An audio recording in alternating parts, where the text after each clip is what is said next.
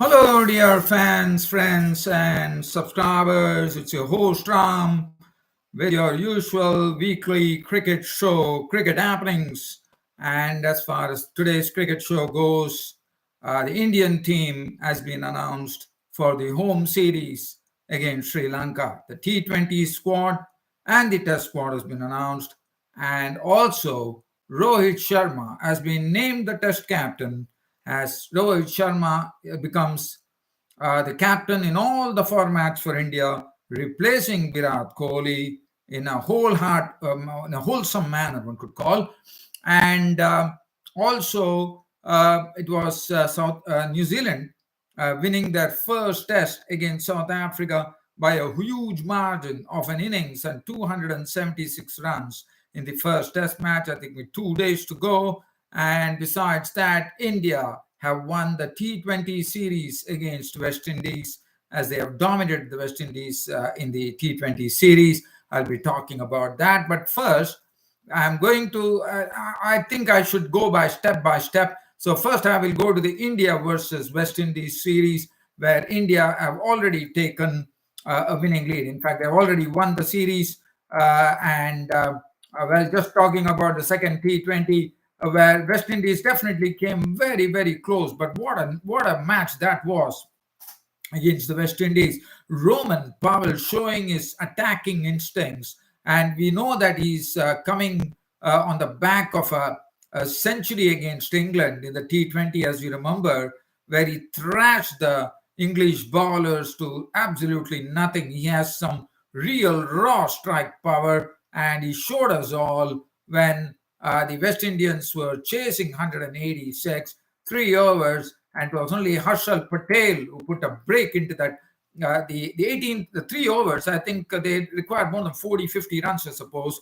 But hope was there with this Roman Powell in a very punitive mode. He ended up with not out 68 of 36, 4 4s and 5 6s. But what a game of cricket there. Harshal Patel coming in and bowling those wide Yorkers, the wide slower deliveries did very well. And then we also saw Bhuvaneshwar Kumar showing his experience, bowling that penultimate over for just 4 runs to really cause a stir. But even then, Roman Powell was not finished. In the final over, he cracked 2 6s of, I think it was Harshal Patel, but Harshal Patel managed to get a handle on him.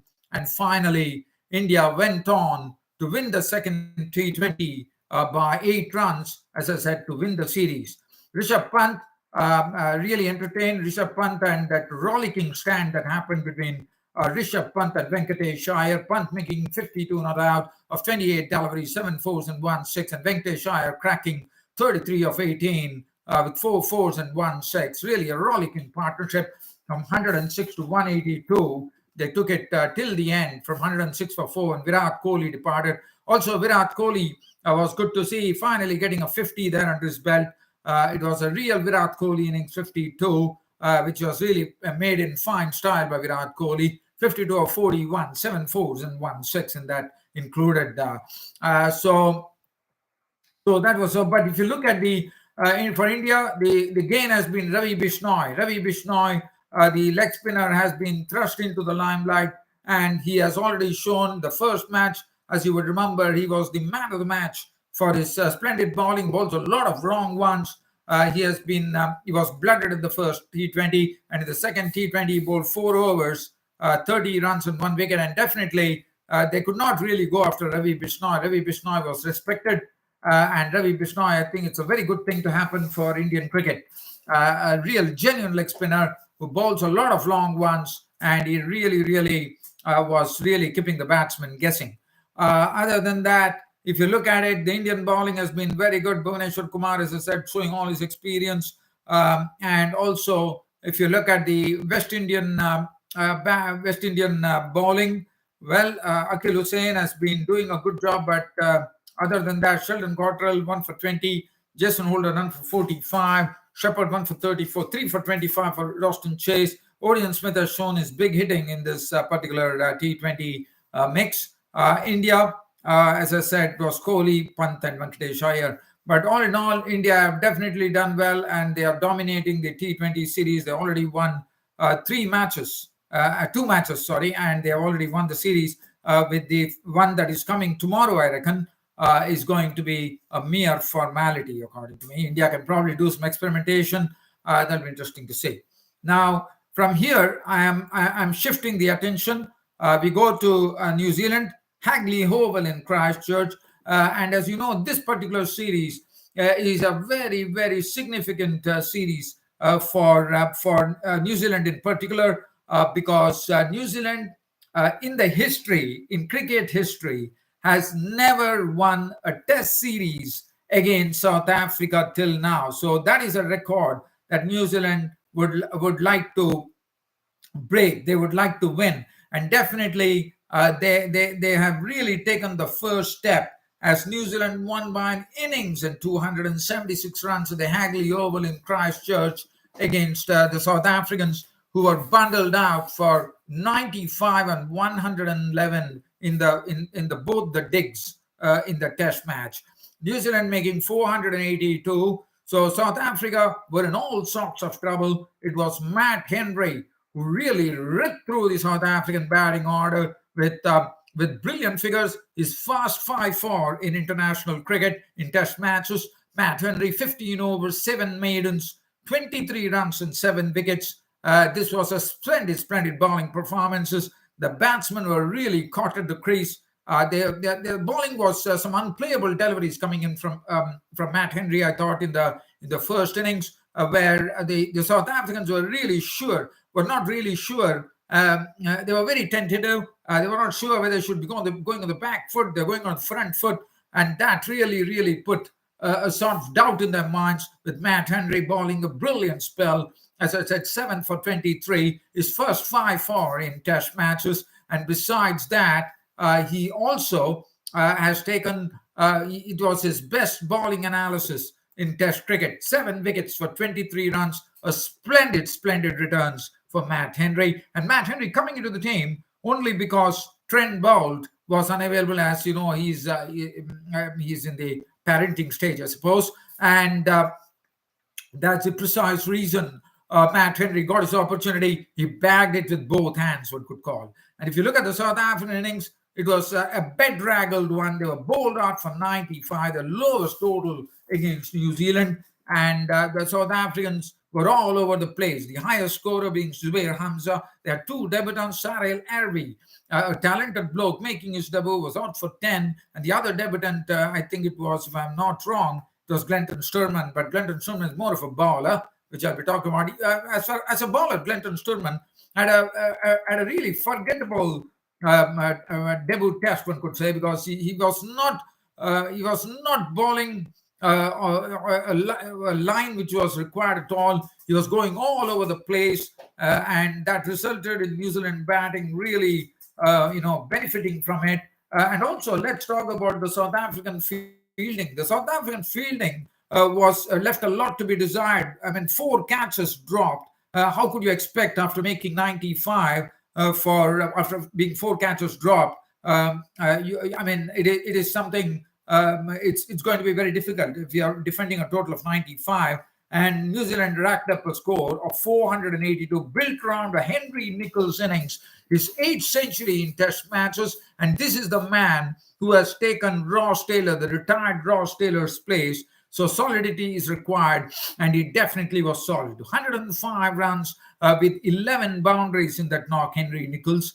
Neil Wagner, oh my, this Neil Wagner, as you know, he is someone who shows a lot of pluck. And if he stays there, he will swing the bat in a wild manner. And not only that, he also played some good strokes. Neil Wagner coming in his night match when cracked 49 56, 7 fours and 2 sixes, played in absolute one-day style.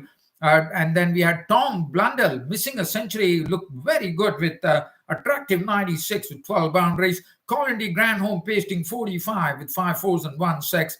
And Matt Henry with the bat also doing a great job, becoming the 5th number 11 batsman in the history of Test cricket to score in 50. He was not out 58 it's 8 fours. So that really was a real big string to his bow, one could call. 482, a massive lead for the Kiwis there. The wickets were shared. Sturman definitely got his maiden test wicket run for 124. Rabada, and also the body language of the South Africans, especially after being bowled out for 95. They really the head was drooping, the neck was dropping. I thought there was a real sort of the oomph missing in South Africa. One could understand that of being old out for 95. That was something that they would have been definitely very disappointed if they were not expected that. Sturman 1 for 124, Jansen 2 for 96, 3 for 100, but Duhan Oliver looked the pick, I thought, 2 for 27. I think Simon Harmer should definitely play in the second test match that is coming up on Friday, because he has lots of experience. He has a lot of wickets under his belt in English conditions. I think it's time for Simon Harmer, the Rana Mafia, has come back, who is into the South African team, to be given a straight look in the second test match that is coming up, because South Africa does not have much time here, because they have to stop New Zealand from winning a series. I mean, if South Africa can win the second test match, it becomes they could draw the series. But it will be very interesting. I think Simon Harmer should be definitely introduced in the mix, according to me. He's an experienced bloke, and I think that will probably help, because as I said, South Africa does not have much time, because it's a two-test series, and South Africa would definitely have to do something very quick. Looking at the card from the South Africans in the second innings, as I said, they suffered an innings defeat by 276 runs. Looking at the card there, they did no better in the second innings, as they were bowled out for 111. The highest scorer being Tamba Bavuma, who made 41 with 6 boundaries. Other than that, Varian was the other one to make 30 runs. And the bowling, well, Tim Southee, has become the highest wicket taker for New Zealand in test matches, eclipsing the Sir Richard Hadley's record. He has gone past that, and now he has his 14.54 in test matches, 17.4 over 6 minutes, 35 runs and 5 wickets. And now Tim Southee happens to be the highest wicket taker for New Zealand in test, going past the great Sir Richard Hadley. Matt Henry, 2 wickets for 32, 1 for 24 for Jamieson, and Neil Wagner, 2 for 19. Well, other than that, just wanting to briefly touch on the Australia-Sri Lanka T20 series, where Australians have been totally dominating. In fact, the Sri Lankans in the first two T20s coming to the super over, they were brilliant. But after that, I thought the Sri Lankans, and also I don't blame the Sri Lankans, because they lost one of their key players in one Indu Hasaranga due to COVID. And also, I think there was one more player who was missing because of COVID. So that really put a damper on them. But in the first 2 matches, the way they played, the urgency showed by Sri Lanka was superb, I thought. But again, it has all come down to almost tomorrow, the final T20, which is coming up between Australia and Sri Lanka. Is going to be probably, if Australia win, it could be a whitewash. And this is the first time ever the Aussies would have whitewashed Sri Lanka in a T20 series final, or probably the first time ever they could have done it to any opposition, according to me, if my records are right. But one thing that I would like to say here is that the Sri Lankans, definitely I saw a lot of pace in the Sri Lankans. Lairu Kumara was bowling at 140 clicks. Dashmata Chamina is pretty quick as well, has a wonderful bouncer, which can really hurry on to you. And I think on Australian wickets, probably it really suited them. But Mahesh Theekshana has been bowling his deliveries very well, disguising those a lot of concoctions that he has. I think the West Indies, the Sri Lankans are having a good blend. It's only a matter of the execution at the center, one could call. Whether that is going to happen in the final T20, but definitely the Aussies, Ben McDermott has been doing a great job carrying his BBL form, but probably it's time for Ben McDermott to play another good innings tomorrow. Josh Inglis is the highest scorer in this T20 series, and he has a good strike rate as well. And besides that, he pulls off those reverse scoops, his paddles, his drives, and he's another batsman to watch. So Josh Inglis is looking a real talent out there, no doubt about it.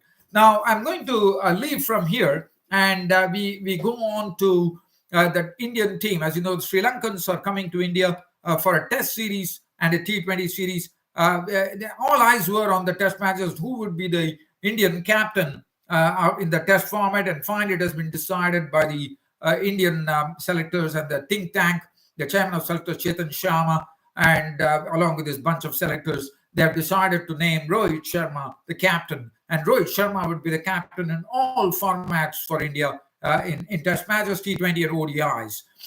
The Indian squad, well, one thing that I have to say here is that Cheteshwar Pujara, Ajinkya Rahane, who did not have a good series, have finally been dropped from the team. Cheteshwar Pujara has lost his place. Ajinkya Rahane right now in the Vijay Hazare Trophy made a century. The Ranji Trophy, I think he made a century, but he has lost his place as well. So Pujara and Rahane are out of the mix, and Cheteshwar Pujara, as he is really struggling, even in English, in domestic conditions, he's struggling in India. He was out for a duck yesterday, I reckon. So Pujara and Rahane, but I was a bit surprised that Riddhiman Saha dropped for the Sri Lanka Test series because Riddhiman Saha, according to me, is a very good batsman and the best wicket keeper that India possesses. But probably Rishabh Pant is stealing a march over them.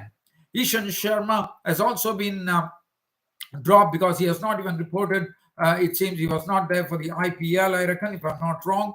And if you look at the squad there is one new face in the Indian team, and it is Saurabh Kumar. He's a left-arm spinner, I'm told, but I'm told he's real material. He's a left-arm spinner from Uttar Pradesh, as Akshar Patel is still not fit.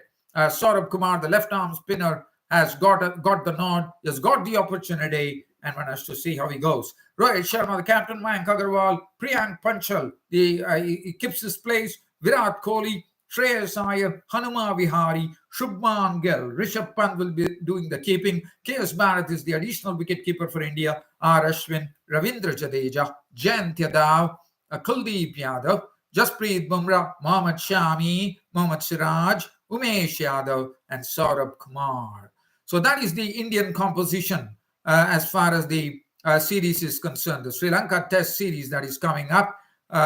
He has been so he's the captain. So if you look at the Indian squad, as I said, Cheteshwar Pujara and Rahane have been told, but again, they have also been told that they have not been overlooked. They have been spoken about. The chairman of selectors, Chetan Sharma, has already spoken to them by saying that this is just for them to go into the Ranji Trophy and really prove themselves, make some big scores, and come back to the Indian team. So the door is not closed for these two players, which is good to know.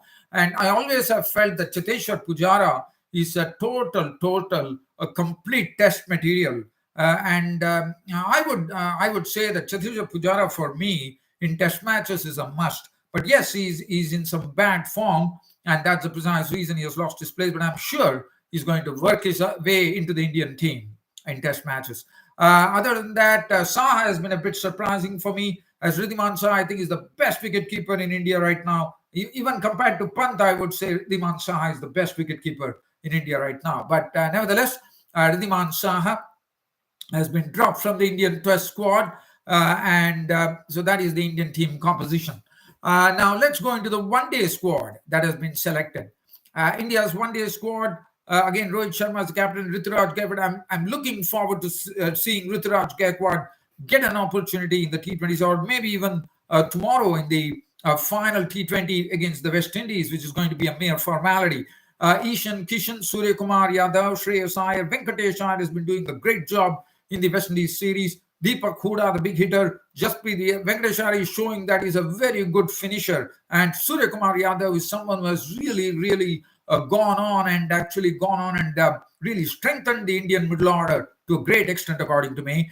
They have decided to rest Rishabh Pant and Virat Kohli because with a lot of matches coming up, so they won't be there in the T20 series for India. Jasprit Bumrah and wicketkeeper is going to be Ishan Kishan. Bhuvneshwar Kumar, Deepak Chahar, Harshal Patel, Mohammad Siraj, Sanju Samson has got his way back into the mix. And also there is a vote of confidence coming in from Chetan Sharma, the chairman of Indian selectors. I'm very happy to see that Sanju Samson would be in the mix. He says that for the T20 World Cup in Australia, because Sanju Samson is such a player who likes to get the ball on the bounce, and he's a good striker of the ball as well. So Sanju Samson, I'm very happy. Ravindra Jadeja, after that injury, after that, he has proved himself fit, and he has driven his way back into the Indian team, which is good to see. Ravi Bishnoi, who is playing in the made his debut in the T20 series in West Indies, will also be a part of the team as well. That's very good to know. Avesh Khan keeps his place, and that's the team composition as far as T20 series against Sri Lanka is concerned. So we are all looking forward to it. So there's been a lot of cricket going on again. And also a few things that I want to tell you. There was a world record that was broken by a player from India. This is a world record in first-class cricket. And the man who did it, his name is Saqib ul Ghani, the young batsman from Uttar Pradesh, who became the first ever batsman in the history of first-class cricket. So, no country has done it in the history of first-class cricket to score a triple ton on his debut. Yes, the team was a very minuscule team like Mizoram, but again, to hit a triple century on your first-class cricket debut is something to really a sort of a real proud thing that he has done. And over and above that, as I said, he has become the first ever player to hit a triple century on debut, and also he has become the highest scorer. It is the highest score by a batsman on debut in first class cricket, and that is 341 runs, monumental runs he has scored. And take a bow, man, take a bow, my young boy, take a bow, take a big bow, I would call. His name Saqibul Ghani. So that is another news that I wanted to share. And besides that, as I'm talking to you, in the Pakistan Super League, a 48-ball 100 has been crashed by Harry Brook of England. What a knock that was. Dear fans of the Star, it's an absolute pleasure bringing you this cricket show as usual on a weekend, and looking forward to your company tomorrow. That's on a Sunday, where I'll be covering the Australia versus Sri Lanka, the final T20, which is coming up. We will know whether it is a whitewash by Australia or not, and then India will take on West Indies. But I'm not sure whether I'll be back for that. I think I should be in a position to do that as well. So the final T20 is coming up tomorrow against India and West Indies as well. Whether India can make a clean sweep tomorrow. So I'll be back to talk to you about all this tomorrow. Until then, it's goodbye from my studios here on Cricket Happenings. Thank you.